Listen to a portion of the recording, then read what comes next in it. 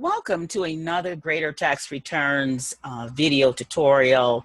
And we are in session 1, and in this particular video tutorial, we're going to share with you a few more features about your Greater Tax Returns user guide.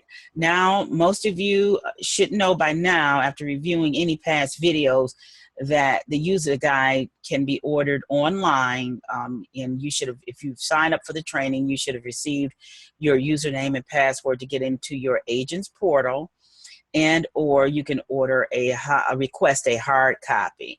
All right, so we're in section 3 of your user guide. As you can recall, the user guide is broken down in 3 sections, and we're going to share with you some of the features in the last section, which is section 3 of user guide. The section 3 provides your tax tables, which we're going to take you to your glossary, which is here. From A to B, you have different terms that you may have to refer to periodically. And it is tremendous, and it's helpful if you need to refer to a term that you may not know of. And it's also good to have your user guide available when you are in a situation, your user guide available at all times. I used to carry my user guide with me when I was in training, and for the first year I had it available just in case I need to reference the user guide to the user guide. In this area you have your tax table, which is on page 282, and the first tax table that you come to is the taxable tax table for taxable income. Okay. And you have an actual example right up here at top. Now, okay, let me share with you just briefly how this works. And again, when it comes to preparing taxes, everything is repetitious. I mean, you'll actually hear some of the same things over and over and over again. That's what makes this thing so great, because it's just a repetitive thing that we do.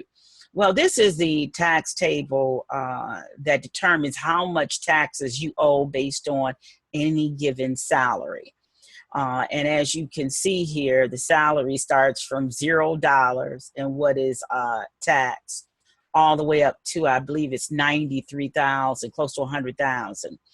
So let's just use this example here as a guide to follow when it comes to taxing an income. Now, it's not necessarily saying that, we're not saying that you will pay this amount of money. We're just saying that when you make this amount of money, this is how much you will owe. Okay. Here for a couple, for a person that grosses between $25,200 and $25,050, that person would have to pay $3,300 in taxes. Now, hopefully, on the most part, your employer would have taken enough taxes out so you won't owe anything. But it's always good to know how much taxes you owe, so you'll know this is the amount I need to take out so I don't owe anything. If you're married filing jointly, this is how much you would owe. If you're married filing separately, this is how much you owe. And if you are a head of household, this is how much you owe. But the beautiful thing about head of household, you actually have dependents that could eliminate that cost factor, and or you would have paid taxes into paid in taxes, had it withheld out of your taken out of your salary or your wages, and you don't owe anything. As a matter of fact, you might get something back. So that's how the tax tables work, and you can refer to this anytime you want to. Okay, let me show you this example right quick. And as you move further down, again, let's say the person made $6,000 and they're single. That's how much of a tax they would be charged. Married filing jointly, married filing separately, head of household. As you can see, that's the way it works. Now, the earned income tax chart is structured a little bit differently, because guess what? You get money back depending on how many dependents you are claiming. So as you can see, this income tax, or the taxes, goes all the way up to 100,000. Okay.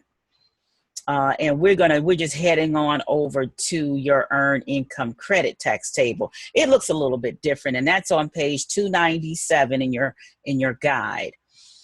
Just to kind of give you an example, let's go to, I'm going to go up to 14,000, 16,000.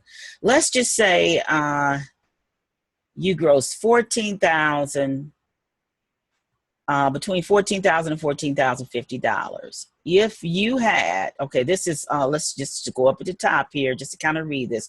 This is where your wages that you're comparing what you're going to get in earned income credit. And this is the filing status. Okay. Single, head of household, or qualifying widow. If you had 0, 1, 2, 3 dependents, you can only claim up to 3 dependents for an earned income credit. You can't get any credits beyond that point. If you had 1 dependent for $14,000, you would get $3,300.59 back. If you had 2 dependents, you would get $5,500 back. And if you get 3 dependents, you get $6,242 back. Now, the prime wages to receive an earned income credit, the maximum earned income credit, is actually between $13,850. Well, actually, yeah, which is the maximum is $5,200 for 3, $5,548 for 2, and for 1 is 33. That's the maximum. Now, but the beauty about that is between $1,380, and remember this as a tax preparer, when you're working with people, especially who are self-employed, if they made less, they will get less than the maximum. So if they made less than $13,700, they're not going to get the full benefit. If they made between $1,300 and up to $23,650, which is almost $10,000, but a $10,000 range, they would get the maximum. So keep that in mind when you're speaking with people that say, I'm self-employed, but I only made $20,000. Well, they're going to get the top. They're going to get awarded the top. If everything works out right for them, they'll get the maximum and earn income credit. So that's a pretty good thing. Okay, so moving on, we're going to move on over to page 310. And we've got some other features we want to share with you. This feature is your well, this is your customer agent log. Okay, this is your GTR Care Specialist agent customer log. You have a couple of pages of these logs in your guide, and your guide is kind of like a multitask type tool. It's more than a training tool. It's almost like a task manager or an organizer or a planner. You're able, for example, you've got your guide available, or you keep it available, and you're able to jot down, folks that you meet in the grocery store, or at the gas station, in church, family, friends, and you can jot down these individuals' names, emails, and phone numbers. And as you peruse through the training, we're going to show you how to market utilizing these names and numbers. So today you want to start taking your guide and or download the Greater Tax Returns agent customer log from your GTR agents portal. You can download it, and you're able, let's see, let's go here right now. Let me show you where that is located right here on the, when you log in on the left-hand side of your, on the right-hand side of your agents portal, you have, let's see, oh yeah, here it is right here, the customer prospect log. Just download this and print it out and have them on hand.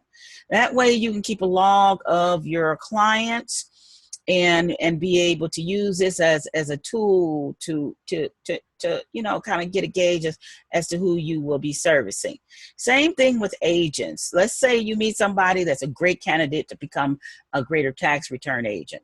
One of the reasons why you want to recruit that person is you get 5% of whatever they bring in for the life of that customer that they bring in. So, you know, recruiting agents is always good because, of course, again, you receive, and as you can see, we've got several pages here, you receive a commission off of that person. You also have a great calendar here to keep you on point. As far as scheduling, you have a task manager to keep up with tasks that you may need to perform. You also have a log here for appointments, and this system is set up for each month. You also have more information about due diligence, which is some great tools that you can use for to learn more about due diligence. Let me run to that page right quick. And I'm gonna scroll up just a little bit to the beginning of this book. It's a book within a book. It's about 27, 28 pages, and it just gives you a lot of great facts about due diligence and other things that are already discussed in your training, but then you've got more tools to work with, and this gives it to you. So as regards to folks that are self-employed, due diligence, just everything that you need, any information about the earned income credit. And as you very well know, due diligence is applied to the earned income credit. Why? Because there are more and more people that take advantage of it. And so the IRS set this up so we can apply due diligence to make sure no one is breaking a law and or getting you in trouble. So check out, you know, this section right here at 343, Schedule C and record construction training. It's pretty cool. It's pretty nice, and you'll get a lot of benefit out of it. Again, thank you for joining us in this video tutorial presentation, and we look forward to seeing you in the next. Take care.